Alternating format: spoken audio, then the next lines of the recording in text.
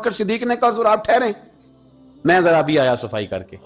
تو نبی کریم علیہ السلام رکے تو حضرت ابو بکر صدیق نے کہیں پگڑی پھاڑ کے رکھی، کہیں چادر پھاڑ کے رکھی، اتنے سوراخ بند کیے تو جو ایک رہ گیا وہاں ایڑی رکھ دی۔ اب وہ سام بھی شکوہ کرنے لگا کہ یار تو بھی کوئی نرالا ہی عاشق ہے کہ میں نے تو کسر ہی کوئی نہیں چھوڑی تھی، 70 سوراخ کیے تھے اور تو نے بھی کمال ہی کر دی ہے، یہ سارے ہی بند کر دیے، جو بچ گیا اس پہ ایڑی رکھ دی۔ اس نے پتہ نہیں کتنے ڈنگ مارے۔ سام کا جب ڈنگ لگتا ہے تو وجود میں بہت زیادہ گرمی پیدا ہوتی، گرمی۔ حضرت ابوبکر صدیق کے بارے میں ہمارے شارحین نے لکھا روئے نہیں، وجود اتنا گرم ہوا کہ آنسو ٹپک پڑے۔ نبی کریم صلی اللہ علیہ وسلم نے فرمایا ہٹا نہ ذرا پیر، پھر انہوں نے ہٹایا تو میرے مصطفیٰ میں لعاب دہن لگایا۔ مولانا معین الواعظ کاشفی رحمۃ اللہ علیہ فرماتے ہیں کہ جب انہوں نے قدم ہٹایا نا تو پھر وہ سانپ باہر نکلا، اپنا سر نکالا اور کھڑا ہو کے حضور کا دیدار کرنے لگا۔